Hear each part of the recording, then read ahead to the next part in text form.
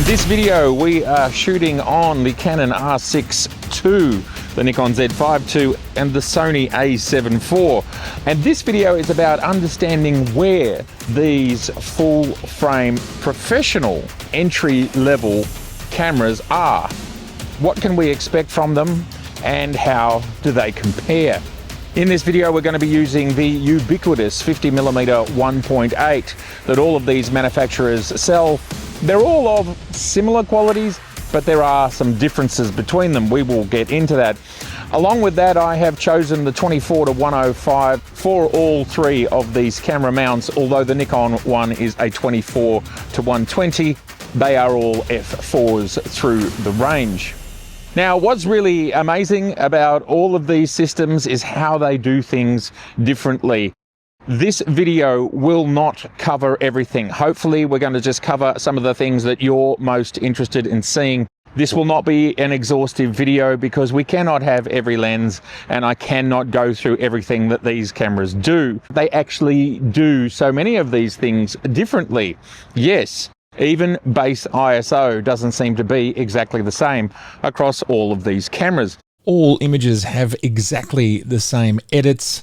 Camera corrections have been turned off. Lens corrections have been turned off. We are looking at 200%, and this image has been raised 1.5 stops of exposure and 50% in the shadows. This would be a normal amount for me, and I often push my shadows much harder than what we're seeing here. The R6II is clearly the noisiest of these three, with the Sony and the Nikon very close to each other. Way more about this topic later in the video.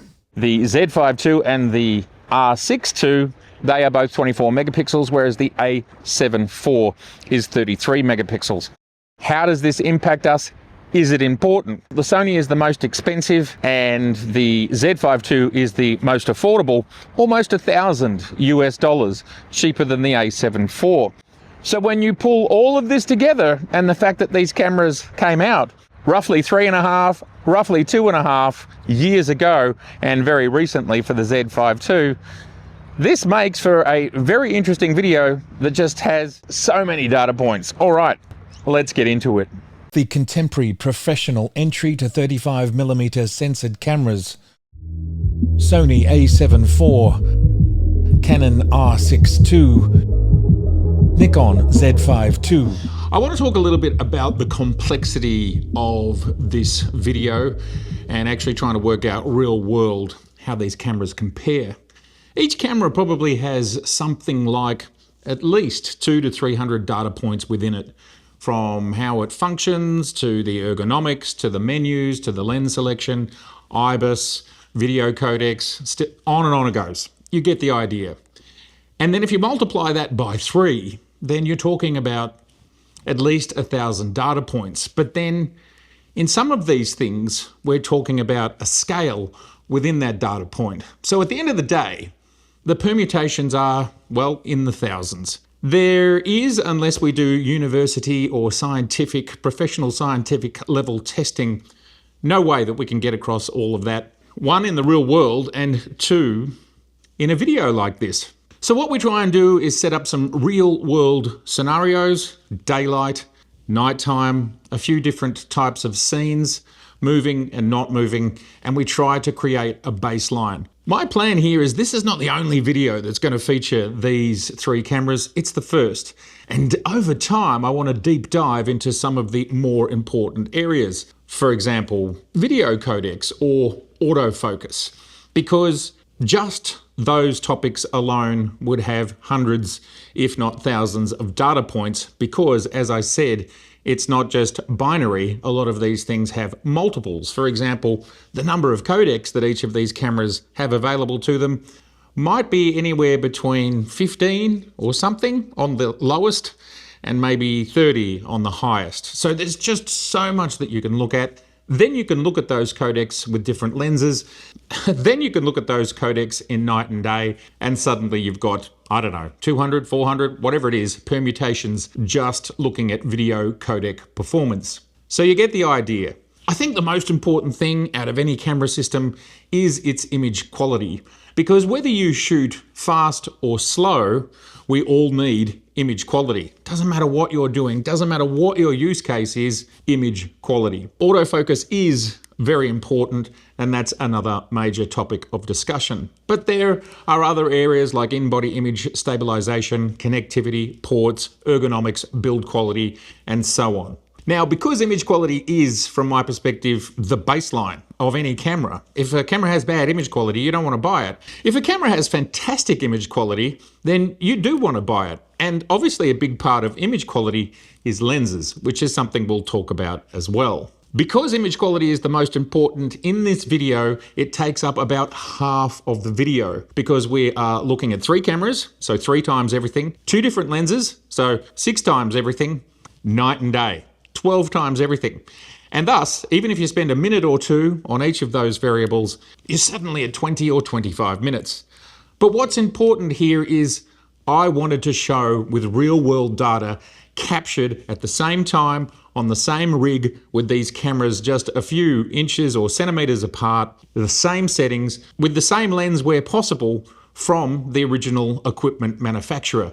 In other words, trying to standardize everything as much as I humanly could. Now, not all of this is perfect, and as I said, I want to do more videos where we dive into each topic one at a time, because they are actually so complicated, and it really is quite hard to get these things as standardized as possible. And not only does that include the rig, but it also includes the file types. In other words, we shoot raw and then we strip as much out of those raw files as we can in order to have a baseline when we're editing. So that's another part of it. And also the same with video. When it comes to video, neither the Canon R6II or the Sony a7IV shoot RAW internally. Only the Z5II does. And thus we had to rely on log to get a baseline, which I think is fine for this test. So you get the idea. I've been trying to collect as much data as I possibly could. A lot of the metrics, for example, what are the materials used to make these bodies? What are the composites or plastics? Some of that information just doesn't seem to be readily available. And thus, some information is pretty hard to come by. But I've done my best, and I'm open, of course, to anybody letting me know if they know some parts of these cameras that's just not widely available on the internet to find that information. I was using Google, I was using Google AI, and I was using ChatGPT in order to cross-reference and get as much data as I could, let alone going to the manufacturer's own websites. But in the case of all of them, they don't publish everything about everything with these cameras. And in some cases, I found that if I went to the specifications in one country, it had more data than another country. And even data can vary between, say, retailers, other reviewers, and the original equipment manufacturer. So in regards to checking this data, most of it is triple or quadruple checked, but even then, you just never know. But I've done my best to get all these numbers as accurate as possible. If you want to watch this long video, I think it'll be fulfilling and you will learn a lot from it. In the near future, I plan to do a cut down version of this video where there's just less examples. So you might want to wait for that one. I am going to show you the scores here at the start so you can see how the camera's fared, and then you can decide to watch the video or not to see the method and how I got to those scores. And if you want to comment, fair enough, comment. But I do think if you are going to comment on a particular feature, you do need to watch that section in order to actually know what I said. Interestingly, a lot of people will comment when they haven't watched something to the end. And often, because time is linear, well, we can't say everything in the same moment. So sometimes you've got to listen to commentary from the beginning to the end to actually understand everything that somebody said. I think this is really important. There is literally nothing that can beat using these cameras together at the same time in the real world with the same lenses, with the same settings, on the same rig, just simply centimeters apart. And if anyone hasn't really done that, well then they haven't been through this experience. Even hand holding the cameras can change the outcome. Even having a slightly different lens, slightly different settings, pointing in a slightly different direction can change the outcome. I'd love your comments. Of course, please do comment, but keep in mind, I've actually used these cameras for something like a month together on the same rig at the same time, shooting exactly the same things with the same settings, same lighting, same everything, trying to create absolute baselines, and nothing can replace that experience and that data. My approach is best in class at this tier in the market gets a 10 out of 10. Only image quality will be out of 25 points. And then the follow-up cameras will get a score commensurate with where they sit against their peers. In this segment, image quality, low light sunlight, sensor readout, and rolling shutter. We're going to start with stills, and we're going to start in direct sunlight, winter's sunlight, but obviously putting each camera and sensor in their literally best light. We start with the Canon R6 Mark II, and it has a resolution of 6,000 pixels on the long edge. For the Nikon Z5II, it has 6,048 pixels on its long edge, and with the Sony a7 Mark IV, it has 7,008 pixels on its long edge. And what we're seeing here is those resolutions represented pixel for pixel. So if you look up here where it says 100%, R6II at 100%, Z5II at 100%, a7IV at 100%. The difference with the Sony is more obvious because Lucia's face is slightly larger in the frame. Now, I also want to talk through my method and my process here. Of course, we had the rig where all three cameras are set up next to each other. There is less than an inch between them, probably something like 1.5 centimeters, which is half an inch, about as small as I could make it and still have wriggle room, attach cables, and continue to run the cameras as one normally would. So all of these images are offset by the difference between the sensors, which might be something like 15 centimeters or less. It's very minimal, and in the majority of shots, it's not that obvious. The other thing about the method is, of course, the camera settings were all identical. We have the same ISO, the same shutter speed, the same lens from each manufacturer where possible, and in this case we're shooting with the 24-105 and the 24-120 from Nikon f4s. These are professional level lenses. Perhaps the Sony of the three is not a GM, but it is still a high quality lens with a price tag to match.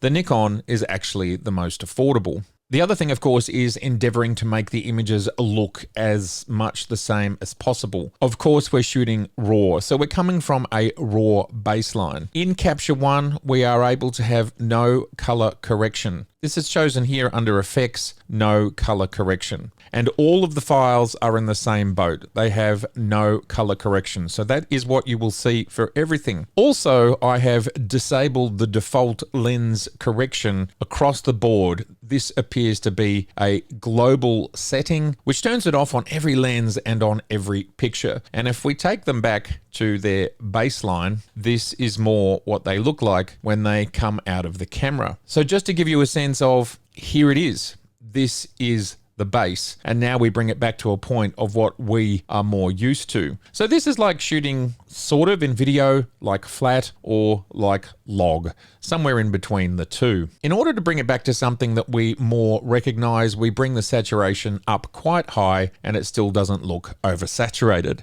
Now we copy and paste those settings across the three cameras. So they all have absolutely identical settings. With identical settings, we are getting a different result. Does this show the difference in sensors, the difference in color science, the difference in how they work?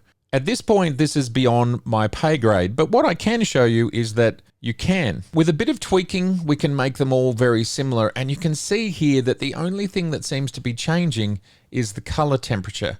Yes, they're not identical, but you get the point. We could keep tweaking until we make them identical. That's the process that I go through on all the images that we look at. The settings are the same. I try to balance them for color as much as I can. Some of them we might look at in black and white just for fun. But at the end of the day, I want to show you what the system is capable of. And this is about image quality. So this section is not about focus, it's about image quality. Low light quality, sunlight quality, dynamic range, noise, and so on. In the best conditions, as we can see, all of these images look great. Now, if we zoom out to the full image, there's not really a great deal to learn here.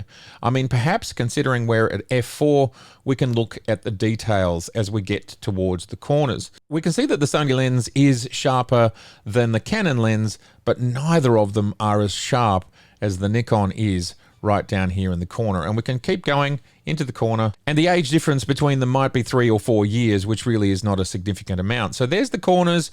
This is the same image, ISO 100 at 1/800th of a second, f4 24mm. And if we go back to the center, we can see that these lenses are all sharp enough in the center, but quite a big difference on the edges. And there you go, that is what the full image looks like, and we would say that they are fairly similar. But it's really interesting to me that the raw files are not the same, and the way these three companies do business is simply not the same. If we click on the Nikon and take it to 100%, just watch what the percentage marker is doing up the top there. This shows the difference in resolution. The Canon is at 101, so it has had to be zoomed just 1% more in order to match, in order for these three to be able to match. So to get pixel for pixel, we have to drop it back 1. And then for this one, we've got to go up 13%. And that is the difference. I've always said the difference is a 13% difference, which on either side means it's a 6.5% difference on your frame either side. But there's each image pixel for pixel at 100%, and where the focus point was here on this wood. We can very clearly see what's in focus, the sand is in focus, and so on. We're using the 24 to 105 at 24mm, and there's no question to me that the Nikon is the sharpest of the three and the Canon is the softest, with the Sony somewhere in the middle. And then if we look at the fall off, which is quite interesting to me, the Canon seems to fall off the most. And then let's just have a look at these corners and how they're handling the corners. The Canon, well, that's really fussy up there in the corner, and we're starting to get chromatic aberration. The Nikon is hanging together pretty well, and the Sony, well, it's looking a bit soft as well. So there is no question, and you look at this wooden area here, there is no question to me that this professional class 24 to 105 Canon is not great in the corners. It really is much softer. The Sony is doing better, but there is absolutely no question that the 24 to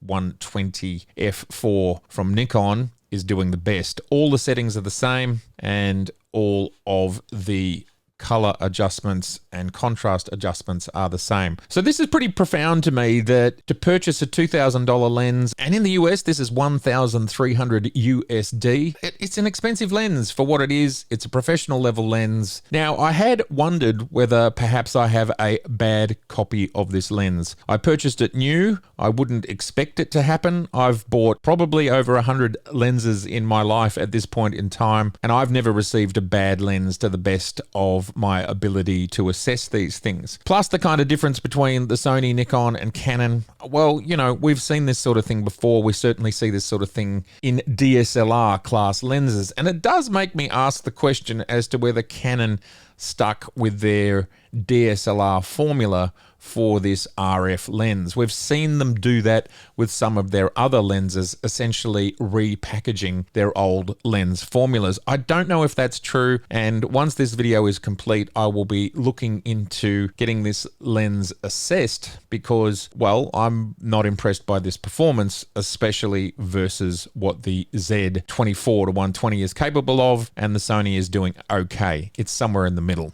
Again, looking at the top of frame here, and this is the Surf Lifesaving Club. The Nikon is rendering that fantastically. There's still a lot of detail there. The Sony at the bottom is getting softer, but it's still hanging together, and the Canon is just soft. And it really just says to me that this lens is soft once you leave the center. And here we are out in the other corner, and we can see the mountain range in the background, and we can zoom in to see what I believe is the lighthouse here, and the Canon is so soft that it has almost disappeared in this frame. In this image, I wanted to push the 24-105/120 to their max, and thus the Nikon is out at 120 and the other two lenses are at 105. The difference in the frame, it's not super obvious what that 15 mils gives you, but you can see it. It is there. Focus was here on this staircase. That's what we were going for, and there, right there, is pixel for pixel.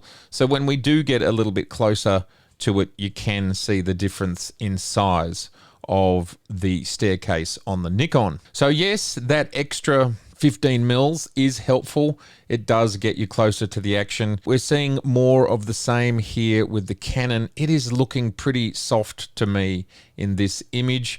If we have a look at the railing here, between here and here on the Nikon, this is all looking quite sharp and rendered very, very well. The beach is looking great. Go into 100%. The staircase was the focus point on all three of them. Nikon is doing a great job of getting the staircase and the railing behind. The Sony is doing a pretty good job, similar, not quite as sharp, but again, the Canon seems to be the softest of the three. This is really interesting to me. Now, this is pretty jittery, and I would have thought on a tripod at 1/320th of a second, it should be stable. I don't believe this is camera shake. The camera and the lens are stabilized. Don't think this is an example of that, and I think the previous image was illustrating that as well.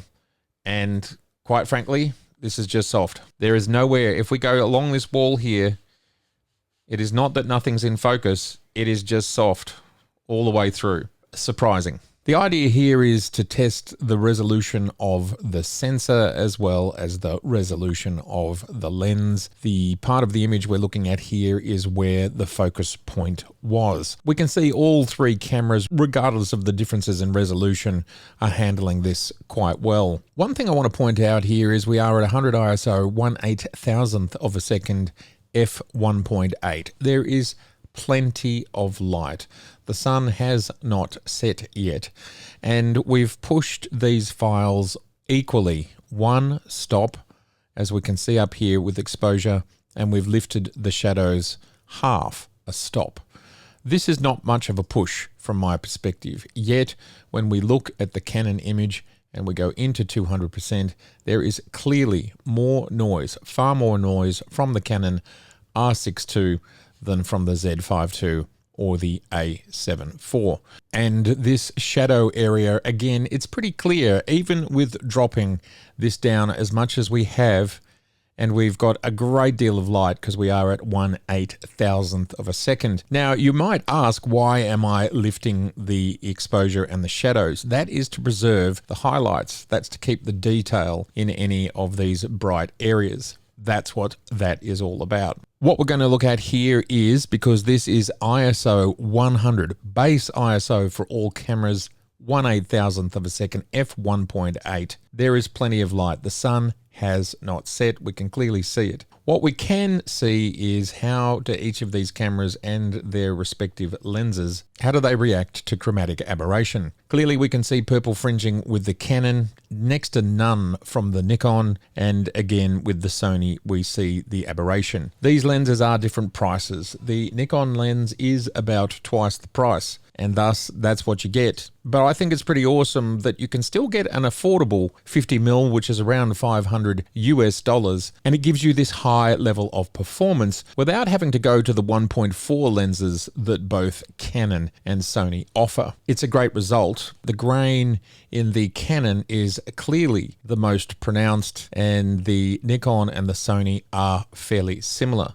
Just showing you here that the exposure settings are the same. Now let's drop this shadow down to 50, and yes, it disappears. As we can see from the Nikon at 100 for shadow, you're just not getting the same noise, and this is my expectation from these cameras, to be able to push them this hard and still get this type of result, especially when we are at base ISO on all cameras. Now all three are at that 50% shadow and about 1.5 stops lifted. Very, very normal in my world, often shooting in high dynamic range situations and expecting to be able to maintain highlights very well, but also to be able to get access to those shadows if I want a texture in there. Let's go into 200%, and if we push these files back to what we had before my original settings, I would say the Z5II and the A7IV are similar, and the Canon is very noisy. With both of the Canon and Sony lens, as we look on the side here, there's something going on with these 50mm lenses, which is creating this edging here, something that we're not really seeing with the Z5II. This is a pretty harsh situation, and I think that green is coming from the lens because we can also see it in the cranes behind that green. It's really not handling that very well, and we are getting all sorts of crazy artifacts there. And then the Canon up the top, it's purple fringing on the plants and on the trees, but we are not getting that green fringing. So this is probably the differences in lenses, but to create whatever is going on in here, which we can see doesn't actually exist, this is quite interesting and quite unusual. The Nikon is very clean. And if you're wondering if we've done any defringing on any of these, have a look over here. They are all set to 0. Are as raw as I can make them, pushing them as I would expect to normally be able to push them as you can a Nikon file. Very noisy outcome from the Canon. Setting the scene, this is ISO 100 across all cameras, base ISO. We are at 1/250th of a second, handheld f2.8 with the 50mm. Now I've gone to 2.8 to give the more affordable 50mm lenses a fighting chance. Now what I want to show you with these images, these are based on RAWs, and what we've done is with each of them we have no color correction, and if you look at the saturation across the three, they are different. I've had to push the saturation on the R6II and the A7IV much harder than on the Z5II. The Z5II files appear to have more color out of the gate post the demosaicing process, which is basically taking the raw file and then how Capture One interpolates each individual raw file into Capture One. Each camera and each raw converter does this their own way. And then with color temperatures, I've tried my best to match these three files to make them look as close as possible. But what I didn't want to change was the exposure. We have a 1-stop increase in exposure and a 50% increase in the shadow area so that we can look at the noise that comes from these files in equality, and matching the color is really just to make it easier on us to see the differences, although I haven't gone to endless trouble to make them identical. Now, the way these images were shot was handheld by using the Life Buoy at the center of the image to center each camera on, with the focus spot in the center of each EVF. Okay, so we are at 200% on each camera, and the first thing I want to note here is you can see the difference in the resolution of the cameras based on the scale of the door and the arch. The R6II has the lowest resolution at 6,000 pixels, and thus it has the smallest arch when we are pixel for pixel. The Nikon comes in second at 6,048 pixels on the long edge and is a little bit larger. And then finally the A7IV at 7,008 pixels, it can zoom in inverted commas, the most, giving us the largest arch and the largest door. This very clearly illustrates the differences in sensor sizes when we are pixel for pixel. The next thing that's very clear here, and our settings have not changed from what I explained before, we are up on the exposure by 1 stop and shadows by half a stop. There is clearly far more grain in the R6II than in the Z5II and the A7IV. Further to that, the Z5II clearly appears to be the sharpest. The Sony, even at 2.8, is soft, or Sony are doing something different with this sensor, believing that it has more resolution and perhaps not doing the same amount of raw adjusting to the files as they come in through the demosaicing process. It's hard to know exactly what's going on here when we are trying to make the settings identical. And I just wanted to point out that also we have the lens correction disabled. We have more noise with the R6II. We have less resolution with the R6II, to the point where the word fire is basically mixed up with resolution and noise, and really the I and the R are not overly legible, whereas they are still quite legible on the Z5II and the A7IV.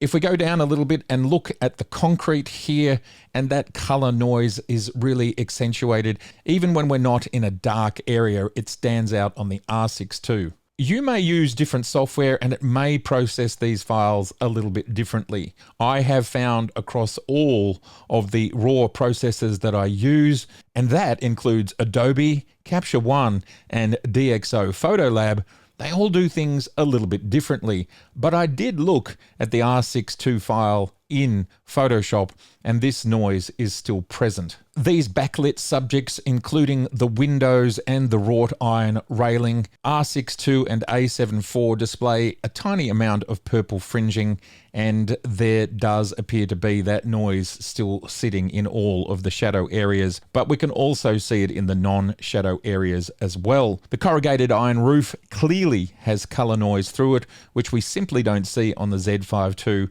and is not present in the A7IV. It's pretty surprising to me that we can see such a big difference between these files. We're not pushing them hard and we're not zooming in particularly much. Going out to 100% and that color noise is still evident in the R6II. Ultimately, at the end of the day, I think the difference probably here is that Canon use a front side illuminated sensor in the R6II. Nikon and Sony use backside illuminated sensors, and we know that that gives us better noise performance. And when backside illuminated sensors first arrived, at the time we were told it makes about 1 stops of difference. What's pretty surprising to me here is that at base ISO, without pushing these files very hard, how evident the difference is.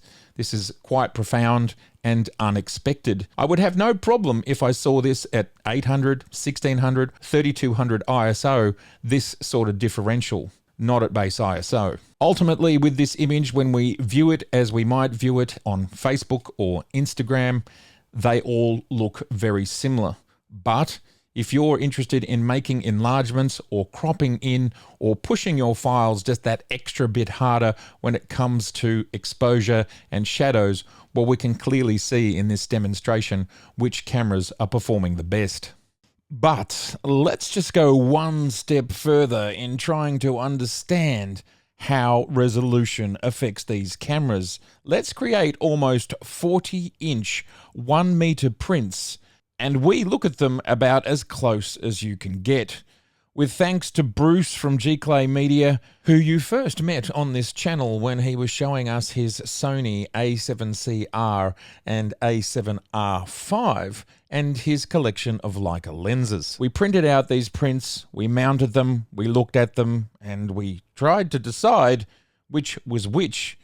This was a blind test. We didn't know. Bruce, what do you think? We've got the Canon, the R6II, Z5II, A7IV. They're all full frame.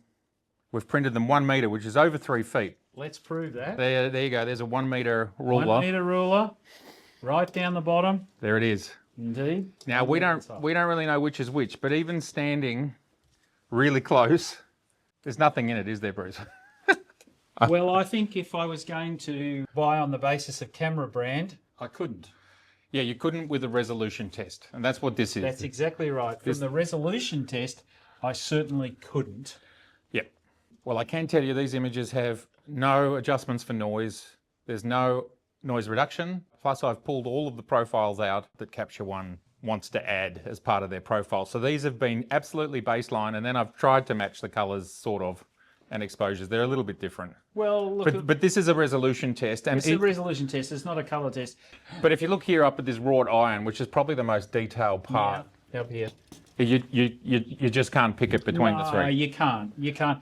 And they're all using exactly the same. We printed it on exactly the same printer with exactly the same profile.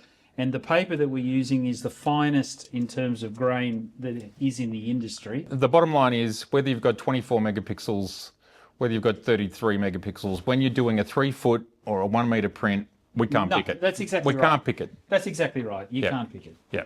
You can't pick it. I mean, there are other factors that come into play. But even when you consider the like, this is all the 50mm 1.8s at 2.8, even the differences in the lenses don't really show in these prints. No. Now, when we pixel peep at 300%, we can see things, but with a print like this, and let's face it, what sort of distance would you view this? A metre? Yes. Yeah, but actually I think a bit more than a metre, right? And then you've got no chance. No, you got You got no chance. All right, well, that concludes this part of the journey, Bruce. We're going to be doing more of these in upcoming videos, but can you tell which one's the Sony and which one's the Nikon? Interestingly, there's a 24 versus 33, but you can't see it. What is the percentage difference on the long axis for that? 13%. Beautiful. I rest my case. We've done great work, Bruce. Thank you so much for your support. For now, there you go. There you have it from the expert, Mr. Connolly here. We can't tell which camera's which. All right.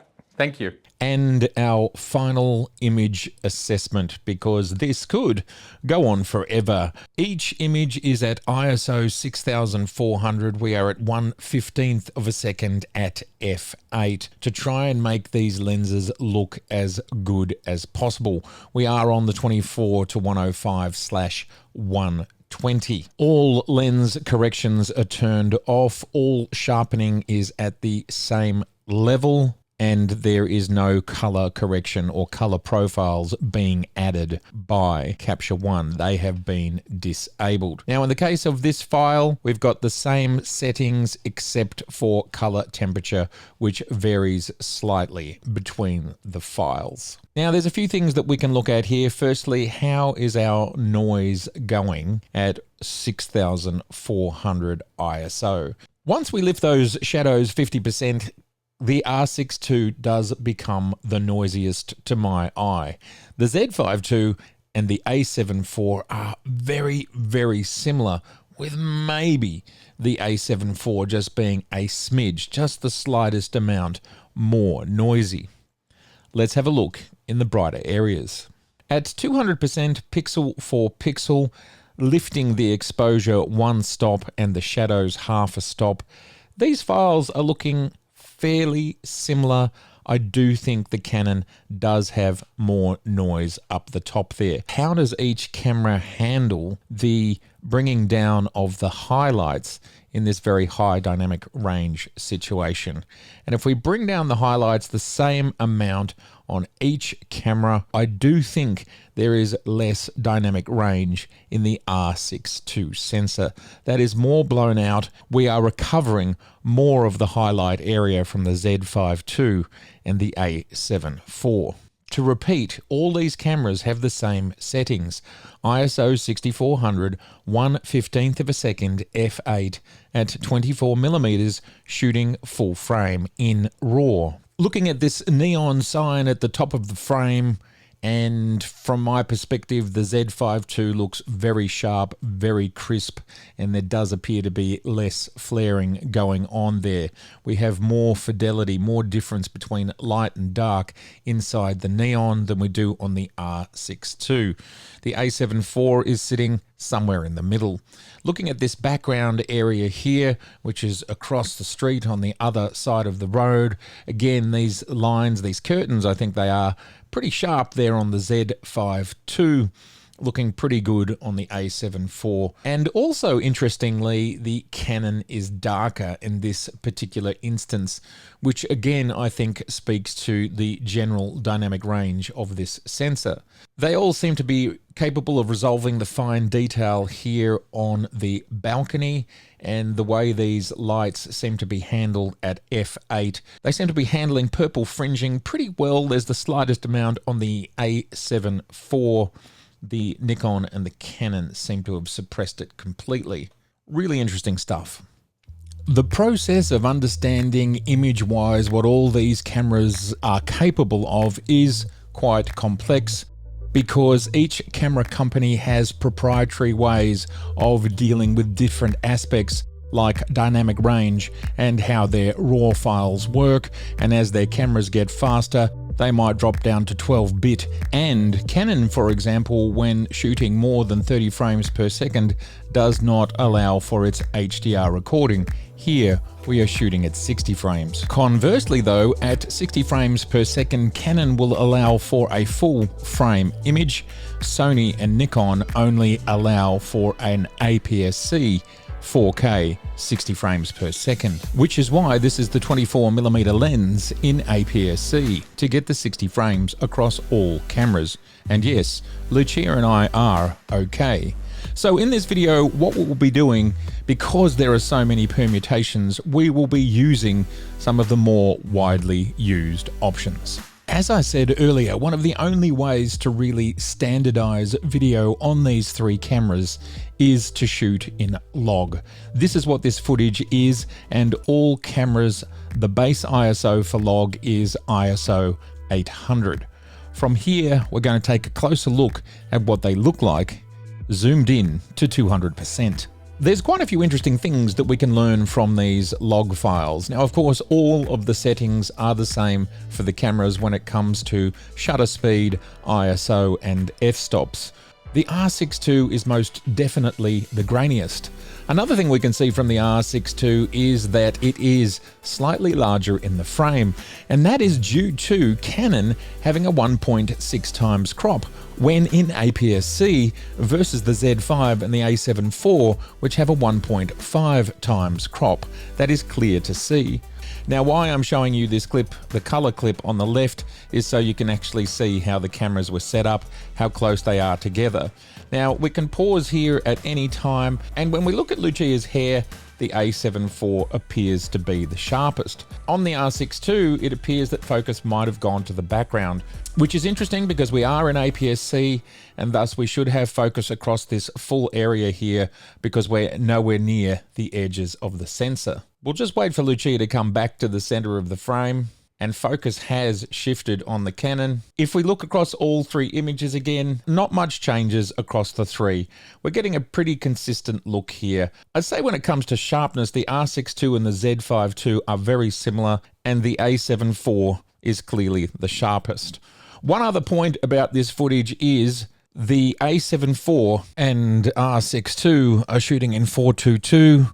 The Z5II is shooting in 4:2:0. So there is less information in these files. Clearly we can see the grain on the R6II. No signs of grain really on the Z5II, and the a7IV is somewhere in the middle. Sharpness is again with the a7IV. Indeed, in this particular frame, the Z5II might not be the sharpest. And remember, we're at 200% here, which is the most pleasing of the three in this particular frame. For me, it's a toss-up between the sharpness and fidelity of the a7IV and perhaps the more filmic quality of the Z5II. And let's not forget, we're not exactly comparing apples with apples because the Sony has that 4:2:2 video in 10-bit. We can really see the noise in the R6II and the a7IV in the black areas, and I do think Nikon is probably doing a little bit of noise reduction here to minimize their noise. And observe at the top here, R6II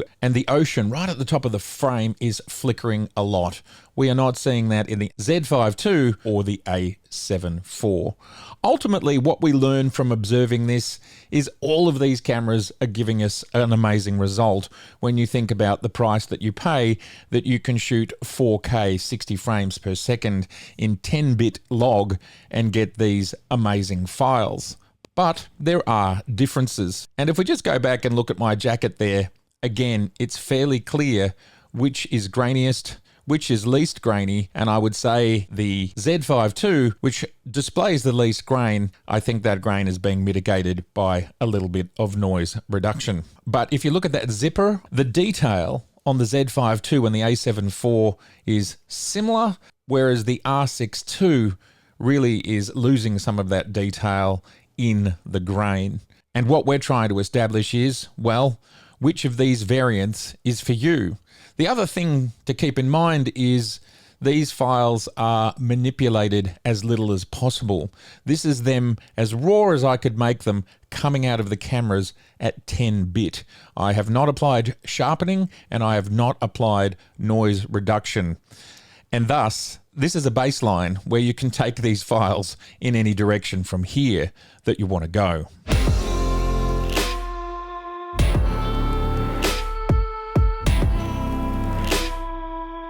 The absolutely amazing Lucia braving the cold 9-degree day, and with wind chill it must have been 4 degrees plus cold water.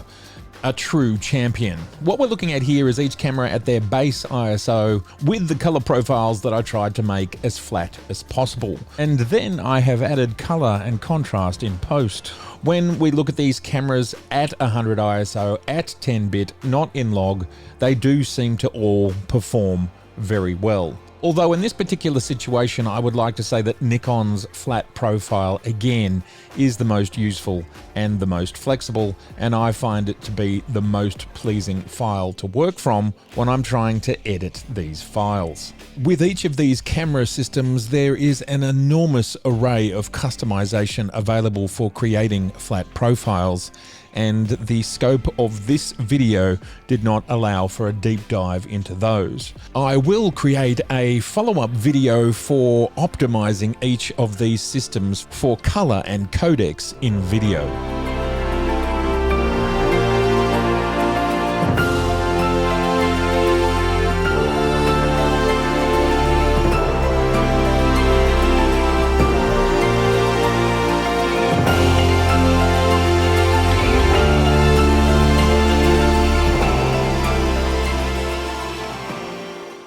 When it comes to rolling shutter, I think these cameras are working fairly similarly. Although what I think I can see is that the in-body image stabilization does impact the rolling shutter because it takes up some of the speed. Either way, they're all pretty similar.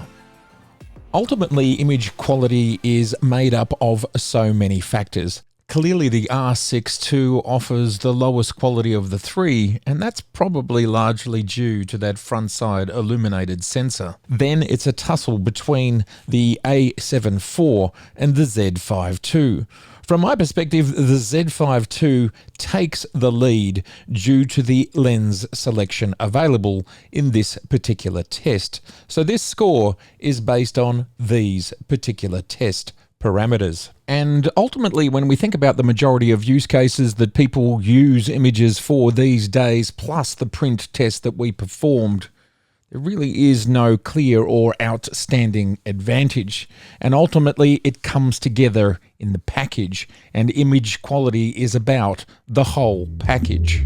Autofocus, sunlight, low light, and action. First, in autofocus, we are going to look at video, and you can see straight off here that the Sony is out of focus. The A7IV is not seeing Lucia. Now, I just want to share the method of how I'm capturing this. I am not touching any of the cameras once I press record. They are all on their widest focus areas, and they all have face and eye detect engaged. That's what's going on here. I'm not touching them. I'm just letting them run. So this is what you'd expect if you were also a content creator doing this on your own. Z5II is most definitely in focus, and I think the Canon might be a little bit soft. It seems to look a little bit more into the distance than the A7IV when it's not sure where focus is. Z5II stays locked, and you can watch here as Lucia is running in. It's out of focus, out of focus, out of focus, and any second, there you go, in focus. A7IV just simply is not face recognizing at the same sort of distance. We can see by this point they are all looking sharp. A7IV, Z5II look sharp, there's no question through this area here, and R6II lost focus because Lucia got to the edge of frame. Now, in this video, I want you to keep an eye on the face and body detection boxes. And if you watch very closely, the Nikon is keeping the person in focus. A7IV is already out of focus if you look at the top right, and there's no recognition. The Nikon is still recognizing a body. Neither the Canon or the Sony are recognizing anything. And if you look up the top, they're both out of focus. Nikon is still in focus. Still the recognition, still in focus. A7IV is out of focus. I'm not really sure what the Canon is doing. And then if we look here, the Sony is about to kick in. Same method as before. I'm not touching the cameras. You can literally see the cameras here in the bottom of the frame. This tells us that the Z5II can see humans much further away in frame. This test is showing us the same. So we did a night test, a day test, and I can tell you I ran each of these tests about 10 times. Z5II has got a box on the back of Lucia's head. Neither of the other two cameras have done that. Staying in focus. Now what you'll see here is the A7IV will fall out of focus as Lucia walks further away. The A7IV has no box. The R6II has a box. It's very hard to see, but it's there on the back of Lucia's head. And she turns around. R6II box has now disappeared. There is no box on the Sony. The Sony's got nothing. I tell her to go further. You can see the Sony has now changed focus to the background, and the background is in focus if you look at the waves and the shoreline, and Lucia is most definitely out of focus now on the A7IV. Z5II still has a recognition box on Lucia's face. R6II and Z5II are in focus. Now keep an eye on the Sony on the right because the Canon and the Nikon are staying in focus. The Sony is out of focus. It will pull focus. Gets a little bit of focus, and there we go. It's into focus now. So it is definitely not seeing objects as far away. So this legendary focus that we're told about, I don't know, it's not so legendary. And as we fly through this area here, both the Canon and the Sony are soft and the Nikon is not. It's actually the sharpest. And you might go, well, it's to do with the lens or something else. But we can see here, when we slow this part down, which we will do, they can get sharp.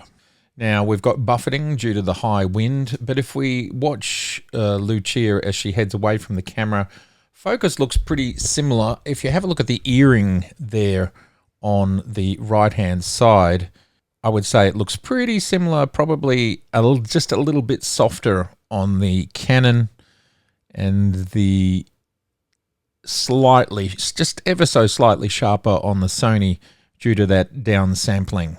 Now, keep an eye on the box here. Now, it appears for the Z5 in the middle, we can see the box here, and we'll just keep cruising along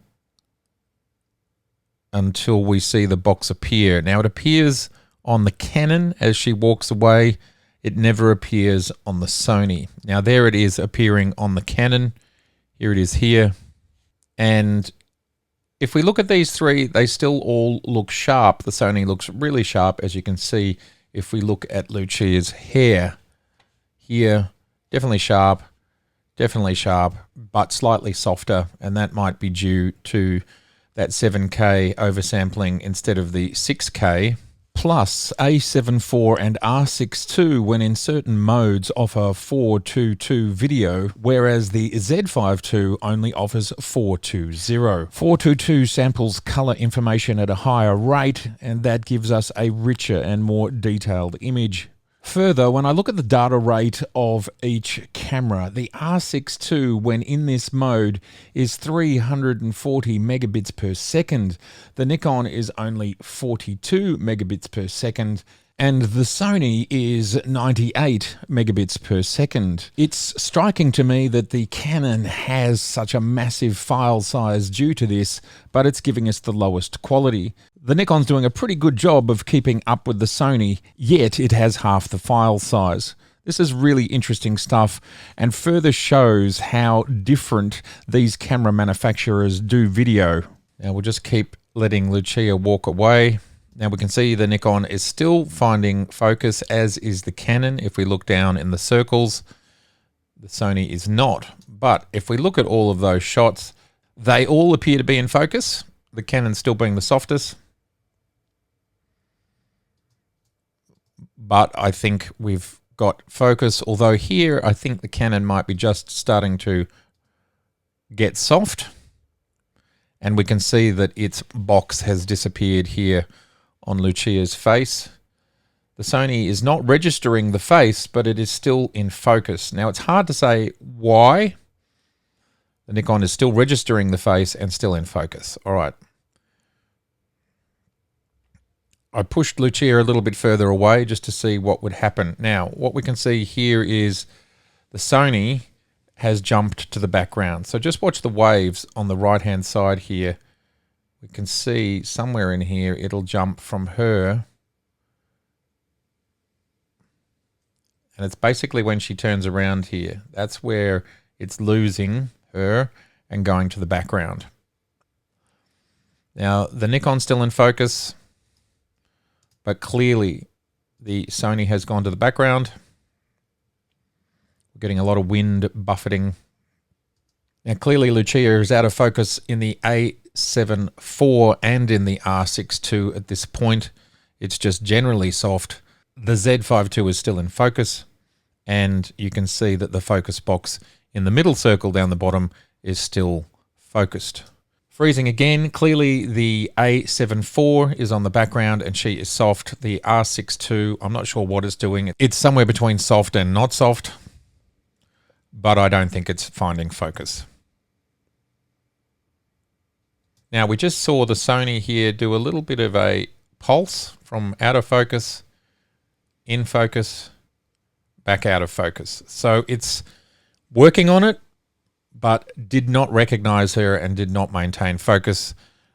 The Canon maybe has found some sort of focus, but it's either soft lens, soft focus, or just softer codec. Hard to say.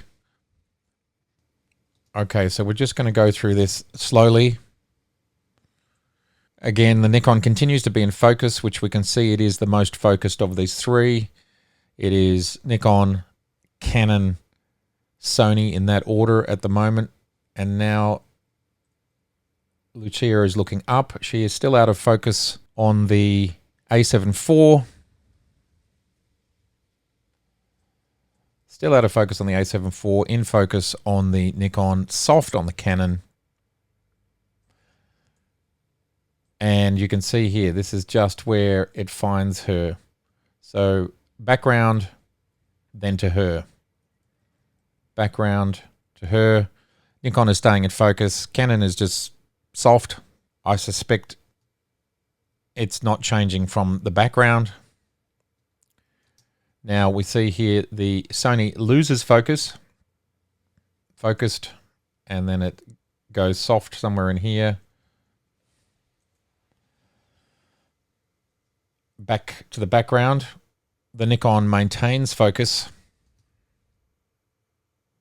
And then all three cameras maintain focus from here.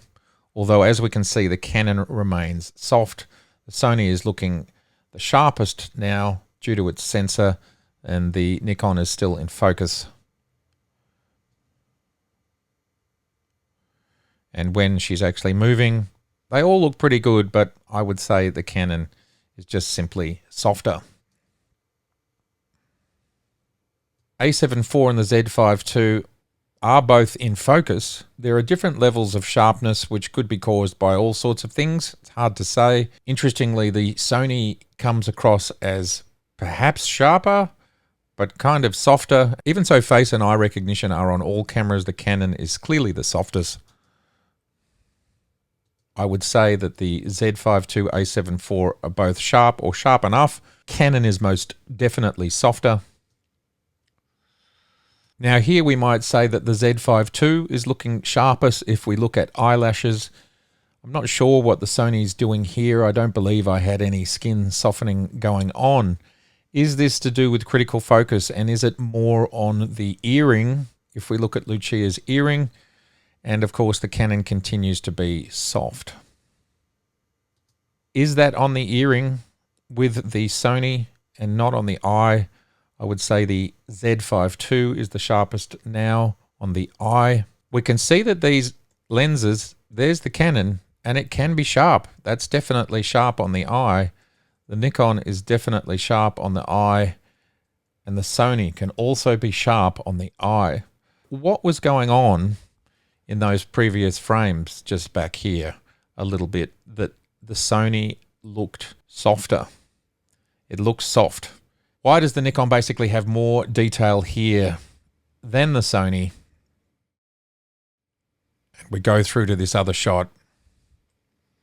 And we can see that they all basically have the same levels of detail. And that just simply might be that they are not maintaining critical focus when she's running towards the camera, because that is sharp now on her eyes and eyebrows. Very interesting to me.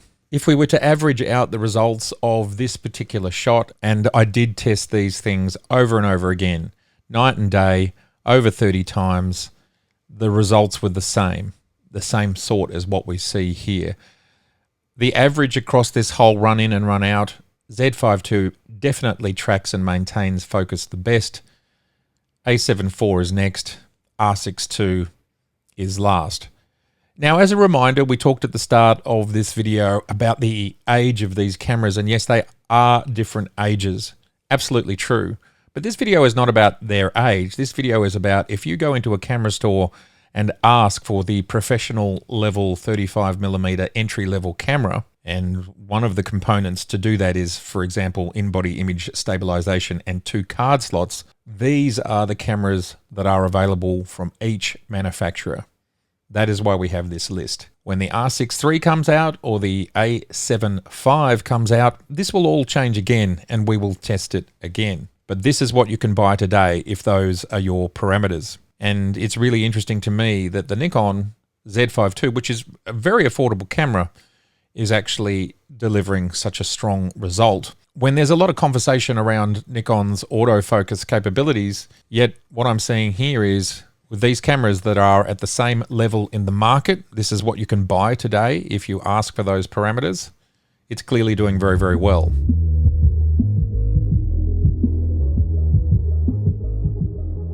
In-body image stabilization, photography and video. R6II, A7IV both have in-body image stabilization as well as stabilization within the lens.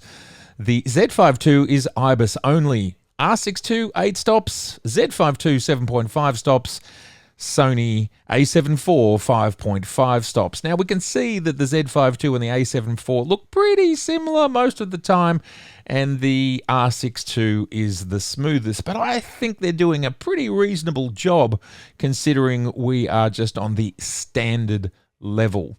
But remember, the Sony has got stabilization in the lens as well as in the body. The fact that the Z5II is keeping up completely, I think that's pretty cool. We did get the odd jitter in the R6II if you go back and watch. But that's a pretty good result across all of these lenses. This is the 24-105 and the 24-120 Nikon. Now we're on the 50mm 1.8s, and we can see that the A7IV is definitely the most jittery. Z5II's coming in second, and I would say the R6II is the smoothest most of the time, but not all of the time. But pretty much it is top to bottom, best to least best. It's quite interesting to see how each camera reacts a little bit differently. They have slightly different algorithms, but they're pretty close to the same. Now another opportunity to look at rolling shutter, and again we can see the 3 cameras are very, very similar. Another little walk here, and I would say once again it's top to bottom, best to least best. This test, 3 cameras being tilted, as you can see. Now if you look at the Nikon in the middle, sometimes it just stays pretty much still while the other 2 are jittering around. This is all being shot. You can see exactly my movements, but just watch how that Z5II is able to stay smooth while the other 2 move. And yet it's the only one that doesn't have stabilization. It's absolutely amazing. And I'm just playing this clip again so you can just see, you can get a chance to look at the difference and what the Z5II is capable of. From my perspective, it's pretty impressive. It's sort of like a tripod mode when you're standing still. This is me taking a photographed handheld of the images that you saw earlier in this video. This is what they look like further out. R6II on the top, Z5II in the middle, A7IV at the bottom. The order has always been top to bottom, left to right. In this video, simply for alphabetical reasons. That's it. 1 second f8 on the 50mm 1.8s. f8 really should get them all at a very good degree of sharpness, but we're not getting into diffraction territory, which starts around f11 on a 24 megapixel sensor. So this really should be the sweet spot. What I did was I took 4 shots at 1 second, half a second, quarter of a second, and 1/8 of a second. Total of 16 shots for each camera. Shortlisted the ones which seemed to be most stable and basically kept getting slower shutters until I simply could not get a very good hit rate at all. This is sort of where it stops, around the 1 second mark, where you can still get, and in this case it was 1 out of 4 for both Canon and Nikon. 1 out of the 4 shots that I took, I got something vaguely usable, and as we can see, the A7IV there at the bottom is a little bit more jittery. Now that's the middle of the frame. If we go over to the edges, the stabilization gets more exaggerated as to how successful it is or not. We can see the Sony is definitely losing its way on the edge there. Z5II is a little bit softer, and the Canon seems to be best here on the left. But if we go over to the other side, A7IV down the bottom there is even worse. Z5II looks the best, and R6II at the top there. R6II is definitely coming in second. R6II and Z5II, you could probably get away with 1 second if you took a few shots. The thing that I really need to stress here is this is handheld, so whether I'm absolutely guaranteed to do exactly the same amount of movement or not movement, employing the best field craft that I have, cannot be guaranteed. So this is a test that's based on averages, and that's simply how we're working it out. But because the results were the same across 1 second, half a second, quarter of a second, the cameras came out in roughly the same order. And by the time the R6II and the Z5II got to around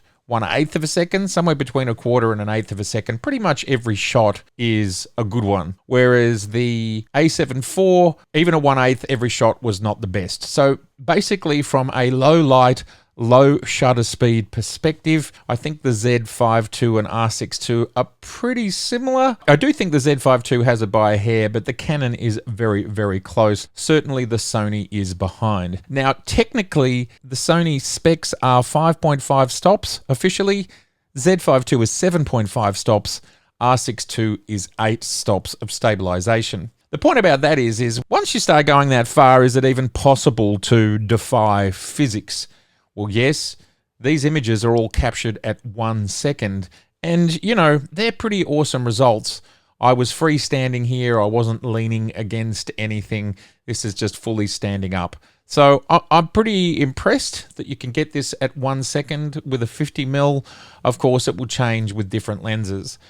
And finally, at 105mm or 120mm when you are on the Z5II, the R6II is at the bottom. When it comes to this lens, both the Sony and the Canon have optical stabilization within the lens as well as within the camera, and they are supposed to work together. Now again, I took multiple images to try and get the best result across multiple exposures. This is the best that I was able to achieve after taking a number of images, and it's a little bit surprising to me that both of the optically stabilized lenses that have IBIS as well seem to be actually performing the worst.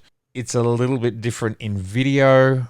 It's surprising to me. I don't really understand. I would absolutely believe that there are different algorithms for video versus stills. So I get that. And we saw in the video test that the Sony, this same lens, was able to keep up with the Nikon. Even so, the Nikon does not have any stabilization in this lens. And the Canon was doing the best in that walking test. When it comes to this handheld test at quarter of a second, and I don't believe it's to do with soft focus, because again, I saw these results over and over again. For example, if we look at a wide angle image from the Canon at 1 second here, this is wide angle, handheld, and we go 1 second, all these 1 second images. It just couldn't do it. Half a second, just not hanging together. Quarter of a second, it's starting to get tight. So this is at 24mm. Whereas if we look at the Nikon, taking that same shot. Here it is here. We are at 100%. There is 1 second. That is 1 second. Looks very sharp. 24mm, 1 second. But you get the idea. The Nikon is capable at 1 second. Here's 1 second again. It is capable of getting things in focus at 1 second. So both at 24mm and at 105mm, this 24 to 105 L-class lens from Canon, it's a very intriguing lens to me because it's not optically good and the stabilization also seems to be a little bit variable, works better in video, that's for sure, than in stills. And how did the Sony perform in this same test? It's doing okay. There's 1 second for the Sony, another 1 second, half a second, pretty good, half a second, pretty good. So the Sony has done better at the 24 end of the spectrum, most definitely, than the Canon did at the 24. There is a higher hit rate. There's a quarter that's a little bit off, but there's a quarter that's in. Look, they're kind of all over the place, but when it comes to the Nikon, it is very, very solid in stills, and that is what I've always noticed, not really knowing what the other manufacturers do. Now I do. From a stills perspective, across the board, the Nikon is definitely achieving the best result. Heat management. Video 4K 10-bit 420 24 frames. Full frame. I had no idea what to expect with these three cameras, trying to get the codecs, frame rates, bit rates, everything as standard as possible. But I was surprised to see after just 22 minutes, the Sony stopped. I gave it a little rest. I started it again, and within another 10 minutes or so, it had stopped. This pattern repeated. I did give it a rest here and there, as you can see. This was about a 10-minute rest. Gave it another go, and then very, very quickly, yet again, it would overheat. And this pattern occurred. We're up to the third time, fourth time. All three cameras have the same focus mode set, and the temperature in the room is around 21 degrees centigrade or 70 degrees Fahrenheit. This is all just very average baseline testing. Here we keep going, fifth time, and as we can see, the other cameras keep going, sixth time, seventh time, eighth time, ninth time, and obviously the Sony is not cooling down. Gave it another long break of about 10 minutes, and it just simply kept turning off. What surprised me greatly is these cameras are doing the same work. They're doing exactly the same work. It's 4K, 24 frames per second, 10-bit. The R6II Z5II had absolutely no problem running. Now, the battery ran out at about 155 on the Canon. The Z5II kept going for approximately another 15 minutes, and just like the R6II, showed no sign at all of overheating. Here we are watching the last minute or so as the battery runs out. And because the Nikon has a 2-hour and 5-minute recording limit, I did have to stop and restart it, which I did very quickly. When it comes to heat management, clearly Canon R6II, Nikon Z5II are doing something very differently to the A7IV. If you need to do long recording, then the A7IV is probably not the choice. Now, with all of these cameras, none of them were set to their higher heat levels. The idea was to create this particular baseline. And of course, we would get more out of the Sony, but anecdotal research that I have conducted even shows with that extended heat settings, car doors open, battery bays open, and so on, it still will not perform like the R6II and the Z5II. No question. Basically, what we get here is a win for these two cameras when it comes to heat in this particular test. And this is where I talk about variables. This is one test, and you could conduct tests at every temperature level from 10 degrees up to 40 degrees centigrade. You could conduct it in the sun, out of the sun, doors open, doors closed. There are so many permutations simply testing heat, let alone changes in codecs.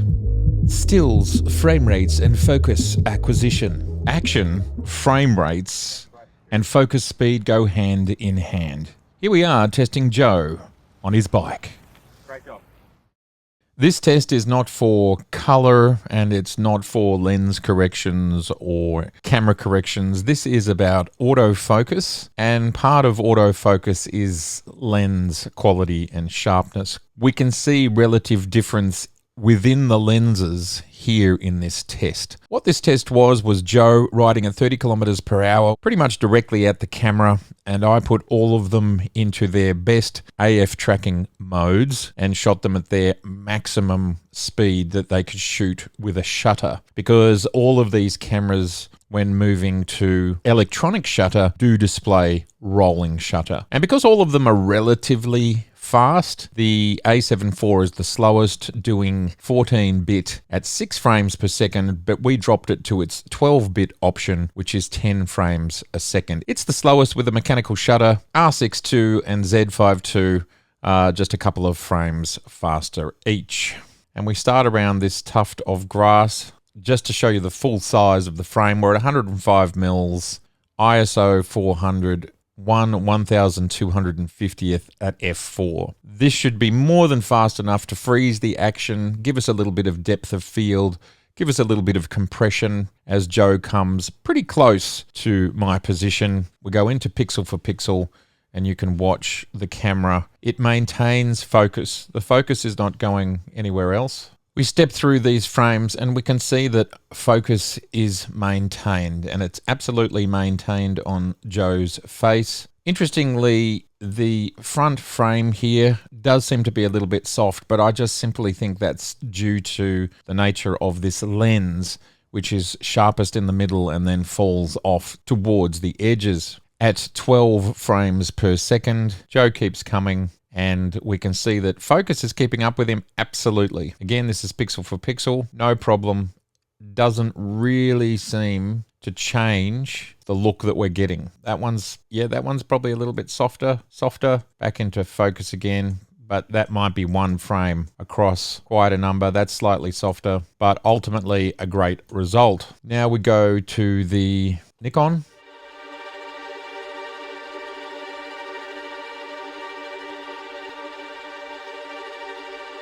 Here we are starting at this tuft of grass again.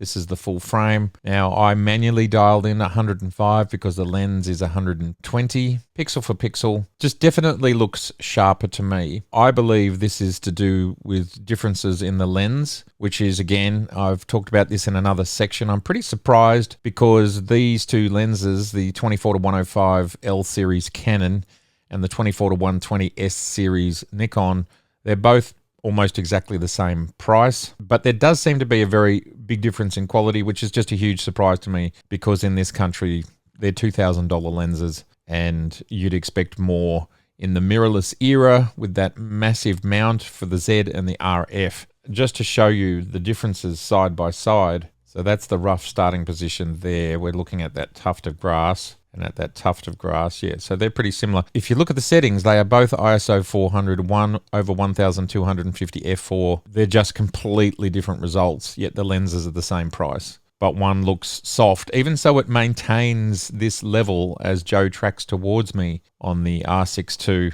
It is just chalk and cheese result. Anyway, we'll keep progressing with the Nikon, and we'll just go through each frame with this AF tracking test.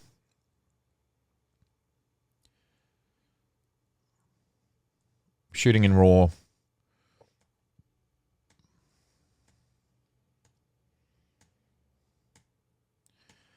And so far, every frame is rock solid.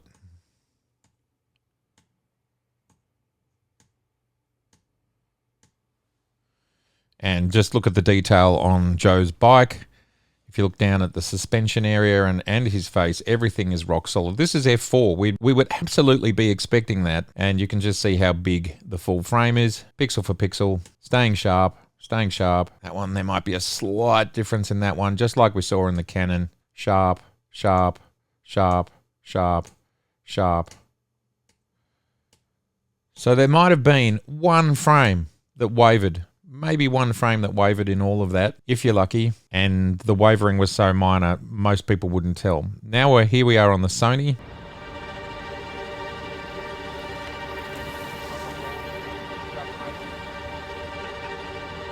100%. The Sony does look sharper than the Canon, but definitely not sharper than the Nikon. This is the Nikon at the top, Sony at the bottom. I'm just leaving it as the manufacturer default as Capture One or Sony has stipulated what it should look like. So this is what these two files look like, pixel for pixel. We can see we're at the tuft of grass. And again, you can clearly see the 24 to 120 S-Class Nikon is sharper. Nothing special being done here, just using the Pro standard for the Sony, the Pro standard for the Z5II. This is just all just out of the box normal. Like the other two cameras, focus is maintained.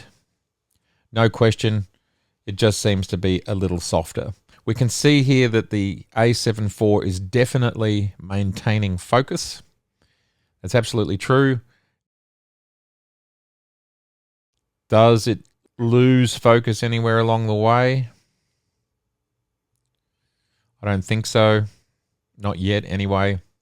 So what we can take from this is all cameras are maintaining focus, and it's the lenses that are giving us slightly different results.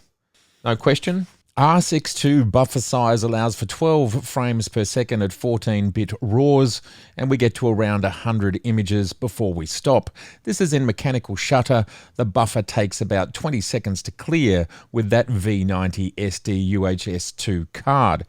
Electronics a different story, which we'll talk about at the end of this section. Z5II, when shooting 14 frames per second 12-bit RAWs, we get a set 200 images with mechanical shutter. The buffer clears in 1 to 2 seconds using that same V90 card. We get 1 frame more in electronic, but it's much the same outcome. A7IV, we're shooting 10 frames per second 12-bit RAWs.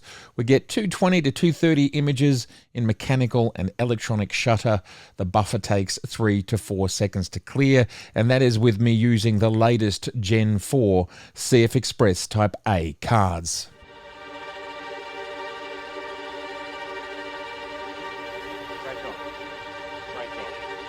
There you go, that is the focus test, speed test.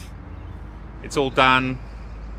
By the look of looking at 100% in the EVs, the cameras do look similar, but I'll only know the true results when I look on my 30-inch monitor. But all cameras, considering all the differences, they're all doing really well. Z5II is fastest when it comes to mechanical shutter. R6II is fastest when it comes to electronic shutter. Now, whether you can use that all the time or not is up to you, because there are rolling shutter issues. But overall, the Sony is the slowest across both electronic and mechanical. When it comes to stills, autofocus, and the tests that I conducted here, all cameras are behaving pretty much exactly the same. Stills buffer depth, after double and triple checking each of these metrics with the cards that you saw, these are the results. Video specifications. As we've had such an in-depth look at picture quality and autofocus ability, the rest of these categories are going to move much quicker. When it comes to video specs, the cameras are very similar. Of course, the Sony has that tiny bit more resolution, which does seem to bear fruit here and there. But ultimately, it is the Z5II's ability to shoot internal, raw, 12-bit video that allows it to take the lead. The Sony a7IV comes in second due to its oversampling in both full-frame 4K and in APS-C 4K. The Canon, it comes in the lowest position due to its very noisy footage / noisy sensor. To highlight a few other facts about the R6II, it is capable of shooting 180 frames per second in 1080p at 8-bit. It's also the only camera of the three that can shoot 4K 60 frames per second in full frame. Another pretty cool trick the R6II has up its sleeve is video pre-roll. 3 to 5 seconds, but not in all codecs. When it comes to the HDMI output, all the cameras are very similar, and they can get RAW out of their HDMI ports. This is outside the parameters I set for this video, which was what is all internal. It's pretty amazing that the Nikon Z5II is offering internal RAW, and yet it is the most affordable camera in this list. A little bit of a side note, the best way to get the most out of that RAW is to shoot in Super 35/APS-C mode.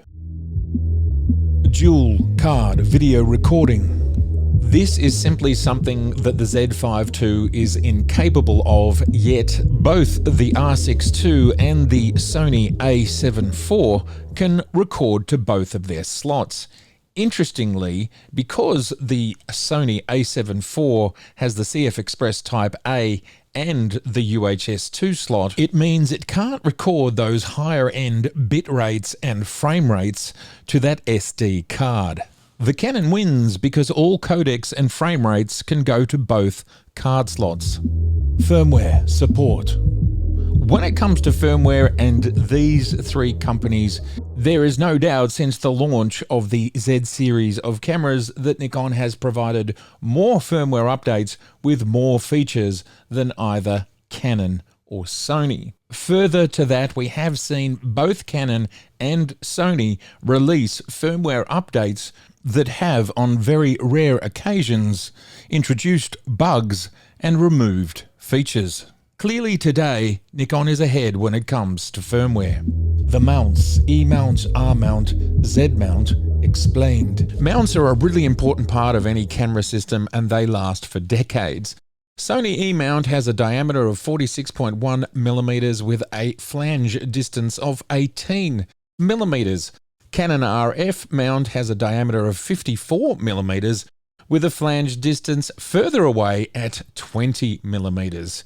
And Nikon is both the largest and the closest, and that has its advantages: a diameter of 55 millimeters and a distance of 16 millimeters. What does the largest and closest mean? Well, not only does it give great opportunity for optical design, but it also makes the mount the most adaptable.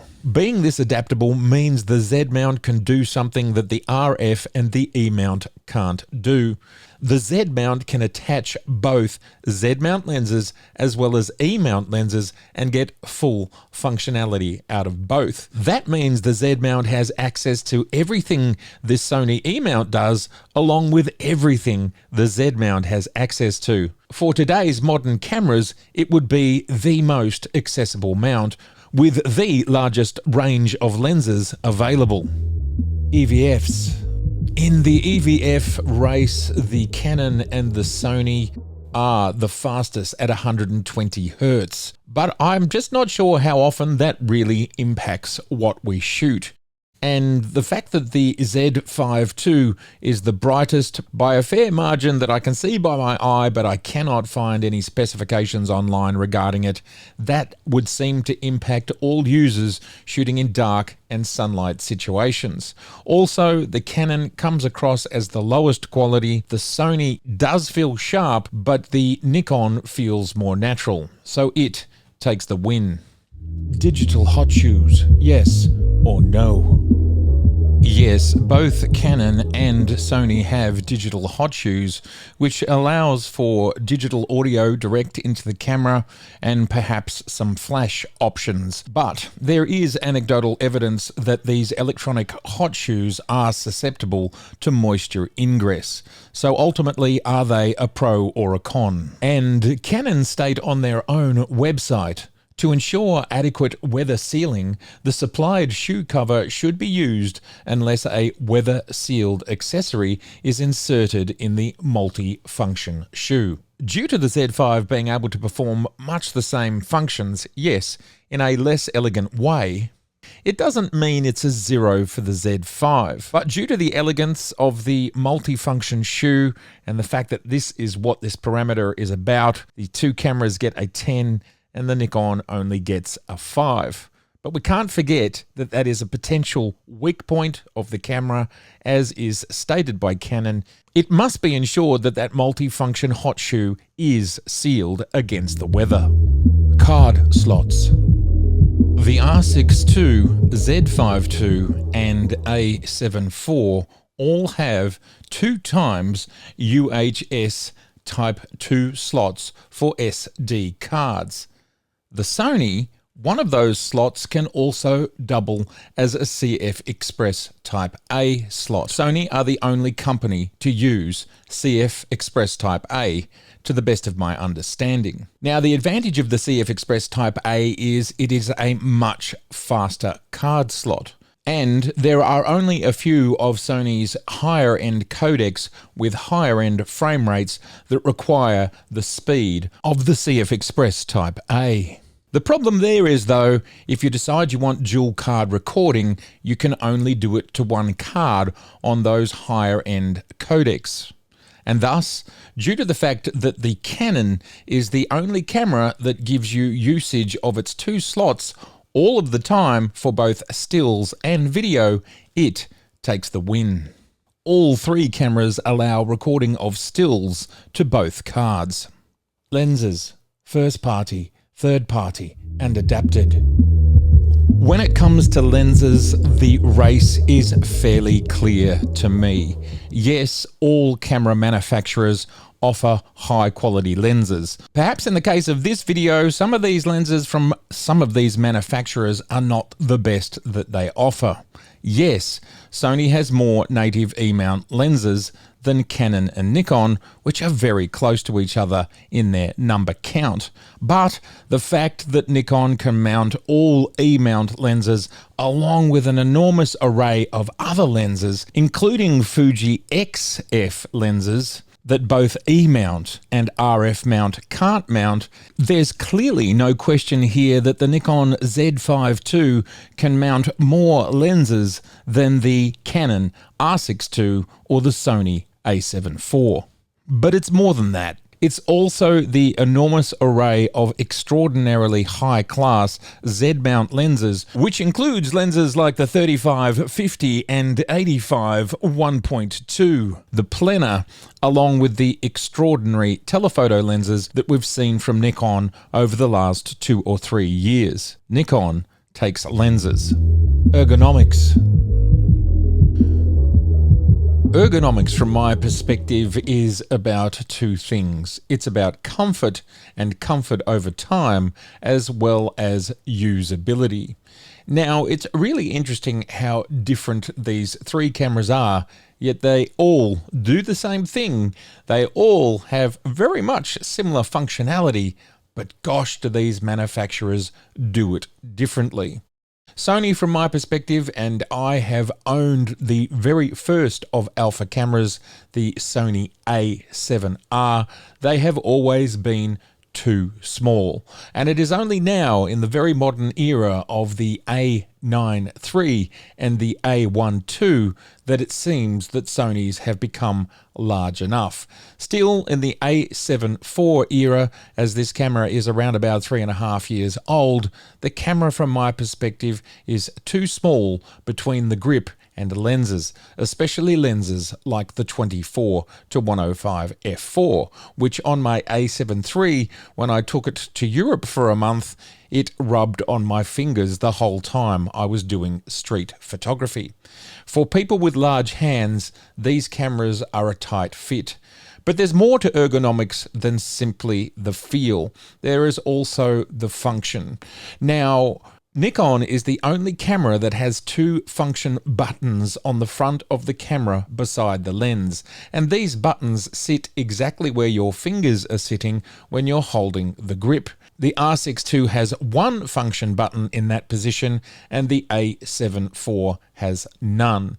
What it does have there is the lens release button, which is perhaps why Sony only recently put one button in that position, and it's a fairly long way away from that lens release position. It's counterintuitive from my perspective for them to have put the lens release on that side, because you won't be releasing lenses whilst you're shooting, but that's what Sony has. Also, other ergonomics includes where are the power buttons on these cameras.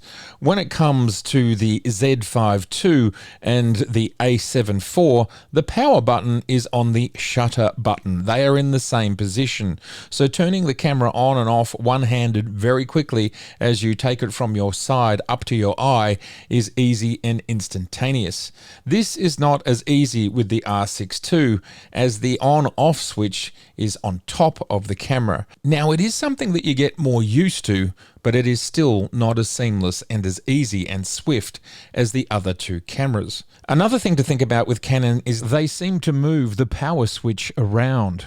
And on the original R6, the power switch was on the other side of the EVF, in an even more difficult position. Who's to say whether Canon will move the power again?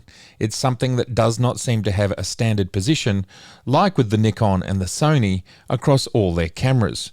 Canon simply don't do it. Another switch which I think is in the wrong position on the R6II, but is in better positions on the Z5II and A7IV, is the switch that takes us between video and stills. I think the Nikon one is the easiest to use as it's under your thumb. The Sony one, you have to use your forefinger, your trigger finger, so you have to take your finger off the trigger to change it. And the Canon one is on completely the other side of the camera next to the EVF. Now, this is not going to impact all people because some people may not flip between video and stills all the time. My use case, I'm constantly doing it, and the position it's in on the Z5II seems most optimized for speed and ease of use without taking your hand from the shooting position. There is just simply so much to ergonomics, including weight. And here is the weight of these three cameras, which is pretty similar and I don't think worth talking about. As we look at ergonomics, we can see some things are objective, but a lot of it is subjective, down to use case and how you use your camera, the size of your hands, the level of dexterity that you have. Do you have to wear gloves? And were you trained to use a camera in the 1970s, 80s, noughties, 10s? Because this will change the buttons that we are more familiar with. And thus, there are just so many permutations in the ergonomics and how people use their cameras. Further to that, in this video, we just simply can't cover all ergonomic aspects of these cameras. There's a number of things that I just haven't talked about. For example, the angle of which the shutter trigger is at, along with the placement of the forward and back dials, which I think can be optimal in order to decrease or increase fatigue when you use these buttons and dials a lot, which someone like me, I use them all the time. Color science. Color science is a pretty brief one. If we shoot in RAW or we shoot in log in video, we are able to get the colors where we need them to be. It's in JPEG and in our 8-bit and 10-bit non-log files where color science matters. And from my perspective, the Nikon out of the box gets the color science right with very little effort. Nikon takes the win. Pixel shift. The A7IV and the R6II do not have pixel shift. The Z5II does. What this allows for is your 24 megapixel sensor to go up to 96 megapixels when shooting on a tripod still subjects. So this is amazing for certain use cases. Not only do you get improved resolution, but you also get improvements in color and noise reduction. Pixel shift is a win for the Z5. Weather sealing. As we discussed, the digital hot shoes do seem to be a potential weak spot when it comes to weather sealing. Other than that, all cameras appear to be professionally weather sealed, and they all have exactly the same operating temperature, 0 through to 40 degrees Celsius or 32 Fahrenheit up to 104 Fahrenheit. But because of Nikon's robust weather sealing and no potential for ingress via a digital shoe, Nikon takes the win. Pre-capture.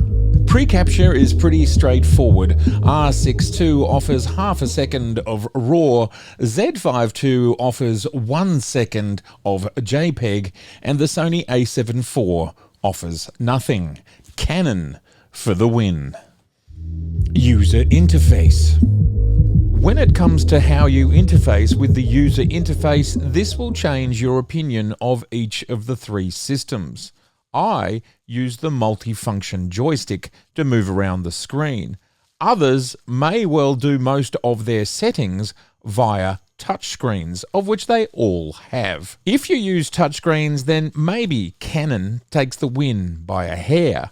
If you use the multi-select joystick, then the Canon is a bit more complicated. It does not have submenus within submenus like the Z5II and a7IV. At the end of the day, they're all pretty similar, but if you were choosing between the Z5II and the a7IV, the Z5II has the largest and easiest to read font. And finally, let's talk about the sandboxing of settings between video and stills. A7IV seems to sandbox very little at all. In other words, you don't have two separate states. Z5II, R6II seem to sandbox pretty much everything. Strangely, the Z5II seems to sandbox a great deal, except for color temperature. I did not check all settings, there may be some other ones, but all of the other main settings like shutter and aperture and focus modes, they are sandboxed. It's just that color temperature. Again, for the R6II, the major ones are sandboxed, including color temperature. So that's a win for the R6II when it comes to sandboxing. Z5II comes in extremely closely, and well, the a7IV just simply doesn't seem to do it. Battery life, video and stills. When it comes to video, and I ran this test a couple of times, basically the Z5II lasted the longest, just a little bit longer than the R6II, but it was only something like a 10% difference. At the time that I stopped using the Sony, there was 36% left in the battery, but the Sony had probably been off more than 36% of the time. So based on these outcomes, I would say the cameras are fairly similar, but it looks like the Nikon Z5II lasts just that little bit longer. Ultimately, the heavy lifting when it comes to video and what uses power and also generates heat is probably creating the compression along with the sensor being on for extended periods of time. Other aspects which impact battery life include the autofocus system, which was the same on all cameras, as well as the monitor on the back of the camera. And of course, writing that data to the cards. But I would have thought that's handled pretty similarly across these three cameras. So why do you get different results? Well, I think mostly it's probably to do with the efficiency of the processors, how hot they're running and how much power they have to use. Because interestingly, the Nikon's done the best on the video test, but when it comes to stills, the SEPA rating is lowest on the Nikon. But of course, SEPA ratings are not the greatest of guide, and in the real world, it would probably be different. I didn't do real world testing. Ultimately, my opinion on battery life for stills is you tend to get something like 2 to 3 times more than what SEPA says. In the modern mirrorless era, you're probably leaving home with at least 2 batteries. Or what I do is I always have a USB-C PD power supply, and I just simply plug a right angle cable into the camera and it can just keep charging if and when I need it to, or if I have a break.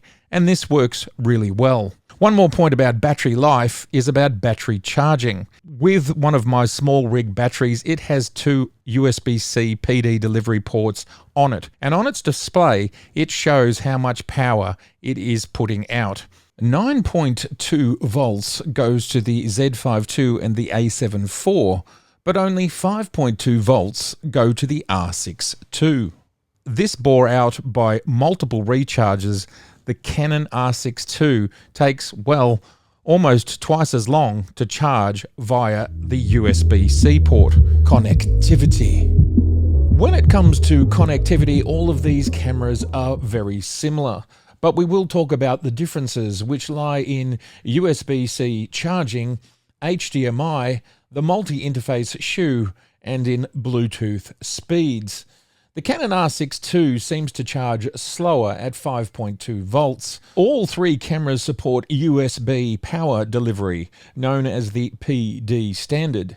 They can be charged when the cameras are off or when the cameras are being used. Both the R6II and the Z5II have micro HDMI ports, whereas the A7IV has a full-sized port. The multi-interface shoe is something that I've talked about before. The fact that the Nikon hot shoe is less functional, and that is specifically what this category is about, it does lose slightly there on that front.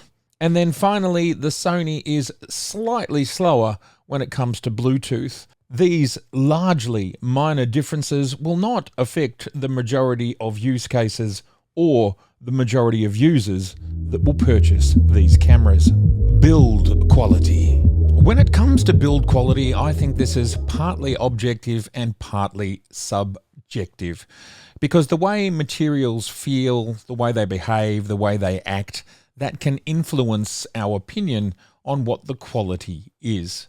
So from that baseline, I'll give you my very best. Both the Canon R6II and the Nikon Z5II have rubberized grips. The A7IV has a hard plastic grip. I prefer the rubberized grip. It's a little bit softer and a little bit easier to hold on to. Now, what does this mean about build quality? It being more comfortable and more friendly gives me the sense of quality. Which will last longer? I don't know. I think both of them, having owned cameras for tens of years, it's likely both of them will last as long as they need to. A next area I noticed some difference was the hinge on the rear screens that flip out. The Z5II has the tallest, the longest hinge, which means there is more of a connection between the camera and the screen via that hinge. Thus, I would say the quality of that hinge, if all materials are considered equal, will be higher. Also, the Z5II has the largest screen. Now, again, build quality. Is this specifically quality? Well, it also has the best resolution. Let's go round to the rubber port covers on the side, and when it comes to what is the intention of these port covers? Well, there's two parts to it, I suppose. One is usability, and the other one is functionality. In other words, these port covers, from my perspective, are there to seal the ports from any type of ingress, dust or moisture. The Sony appears to have hardcover plastic port covers which are hinged. They're easier to use, as in open and close, but I suspect they have the least amount of weather sealing. So what do you do here?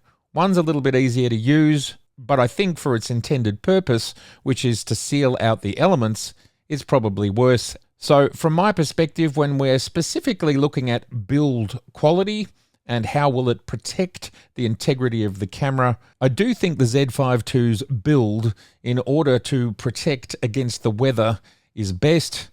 R6II is second. A7IV is the least best. And then we talk about switching gear. Another place I noticed differences were in the video switches. Both the R6II and A7IV seem to be lighter switches and harder to use. This is a little bit of a mix of build quality and ergonomics, but I do think these things are very closely related, and I would give it to Nikon when it comes to that video switch. Another one is the on and off switch, one of the parts of the camera that we probably use the most. Again, just a mixture of ergonomics and build quality. It seems to me that having the on-off switch under your trigger finger is the most efficient way not only to build the camera, but also to use the camera. A7IV and Z5II both have the switch in that position. The R6II is on top of the camera. You have to move your finger to another location and then come back to the trigger. It also seems to be a less efficient way to actually build the camera. Overall, the build of the cameras are actually quite different on the externals. They all have different textures and different qualities about them. Ultimately, the externals, I do believe, across all three cameras are some form of composite. There is simply not enough information available to understand if some composites are better than others. I do know that Nikon use in some of their bodies carbon fiber nanotubes, but I'm not sure if the Z5II is included in that. In regards to the specifics of the other cameras, it's difficult to know exactly what they are. In the end, when you take into account the huge amount of data points which is the outside of a camera, everything from its mounting, its lens release, its EVFs, its eye cups, its screens, and so on, all of these things make a difference in how we feel about build quality. The ultimate result between these cameras is very close. For example, I don't think it's a build quality issue, but I think it's a great idea. I like the fact that the R6II does not have lugs that move on the side of it to attach a strap. These are fixed. They don't move. They don't click around if you have nothing connected to them. That's a great idea, but is it build quality? Well, I kind of put it in this category. And thus, ultimately, they're very close, but I do think of these three cameras, when you look across all of the enormous range of aspects that we can look at here in build quality, I do think the Nikon takes it by a hair because of all of the elements that we've discussed. When looking at these totals, the very first thing to keep in mind is this is based on my experience with these three cameras over the last 4 or 5 weeks. As I've said before, and I will repeat again at the end of this video, this is all very specific to use case, history, approach, and style of photography. The final score here is value, and of course the Z5II is the most affordable of these three cameras, and it takes that category. Ultimately, we can see these total scores are very close, and they are within 10% of each other or less. At the end of the day, there's no bad cameras. None of these cameras are bad, and actually they're all good. But if you're looking for value for money, well, there is no question the Z5II is giving you the best bang for buck. In some areas, as we could see, these other cameras were ahead. There's no question, but they are more expensive. And I suppose the other big thing to talk about would be lenses. From my perspective, there's no question that the Canon ecosystem is in third, largely due to the very limited third-party autofocus lens support. And then it's really interesting between Nikon and Sony. Yes, Nikon has less original Z-class lenses, that's true, although it does have almost 50 amazing ones. But there is now an enormous range of third-party lenses, autofocus lenses, and the real knockout punch for the Z mount is not only can you adapt that everything these other two can adapt, but the Z mount can adapt E-mount lenses, so all of them, everything that Sony can do, it can adapt. And it can adapt Fuji XF lenses. Now, of course, they're APS-C lenses, and maybe not a lot of people want to do that, but if you, say, moved from a Fuji to a ZF, for example, well, you can bring your Fuji lenses with you. So that immense adaptability plus the enormous range of F-class lenses, which I think is something between 300 or 400 lenses produced since its inception, which of course can all be mounted as well. The bottom line is there's literally more lenses that you can attach one way or another to this Z mount than any other camera in this list. So from my perspective, I want to have opportunity, I want to be able to play, I want to be able to experiment, plus I want fantastic first-class lenses. The Z mount simply, factually, empirically, it does that. All of these cameras must be doing some form of processing as they create the raw file for us to access and to demosaic. That must be happening because we can see differences between them. They simply don't look the same in their rawest format. Along with the Nikon Z glass, which is very sharp and sharp to the corners, which I can't say for these other lenses. And the fact that in real terms, the majority of people, so I'm not talking necessarily specifically about you, you might want to be able to crop that little bit extra. For you, this might be different. But for the majority of people that will be shooting at 24 or 33 megapixels and they'll put it to Facebook, or they'll print out a photograph, or they will create a family photo album, or it'll just stay on their computer and they will view it on a screen. This is the majority of users. That's the facts. And for the majority of users, the difference in resolution is irrelevant. And for a smaller number of users, the difference in resolution is negligible, as in it doesn't really matter. Like if you do a 1 meter print with both of these cameras, you won't be seeing a difference. And it is for a very small use case of people that maybe that difference in resolution will become visible. But when we looked at those files, the Nikon was doing a great job of keeping up both in rendering the image in front of us and having the same degree of fidelity, even so there was less pixels doing it. There are so many factors at play that deliver us image quality, and it doesn't simply come down to pixel count. And an example of this which is easier to understand is, say, diffraction, where on a 60 megapixel sensor, when you go over, say, f8, your image starts to actually get softer. Now that's not the case with these cameras, but there are a lot of other factors at play, like lenses, like the mount, like optical design, like what is happening with the post-processing of these files that is done in camera, let alone the post-processing you do yourself and the post-processor that you use. All of these things have an impact. At the end of the day, this is about looking at what is the best value. If you're going to get into a system and you're starting brand new, you're coming from a phone, you're coming from a compact camera, maybe you've never engaged in photography before. What this is about, and the conclusions here are, what is the best entry to 35mm full frame mirrorless cameras? And across every metric that I've looked at here, there's no question that the Z5II, considering its price point, is the best value.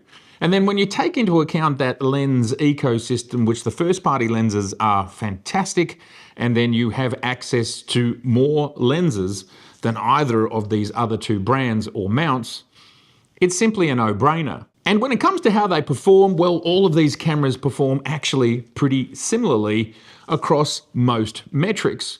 There's a few that the Z5II does not, but there is even more that the Z5II actually is the best. But from my testing, my opinion, and the use cases that I've put this through in this particular video, the Z5II is ahead. And I think that's the most important takeaway from my video and any other video that anyone else makes. It's all about the use cases of the specific tests of that video. Of course, hybrid cameras can be used for so many different things, and it is beyond the scope of this video to have photographed with multiple lenses, multiple codecs, multiple times of day across, let's say, 20 different or 30 different types of photography. And thus, again, I restate, keep in mind that these are the scores, this is the outcome based on what I put these cameras through. And as I said, I plan to do more videos specific to some of the most important areas of these cameras in the future. I would really love to know your thoughts. That's what this is about. This is about starting a conversation and beginning a baseline for this channel to begin to explore what these different cameras do, because they are all amazing. There's no question of that. There's no bad cameras here. They're all good. We just have one that's really great value. It's keeping up with the other two. And, well, as I said, in some cases, it's actually better. That's pretty cool. All right, well, let me know your thoughts. Let's begin the discussion. It's been so good to see you. And if this is your first time here, I'd love to see you again. So please do subscribe, please share, and please like. All right, bye for now.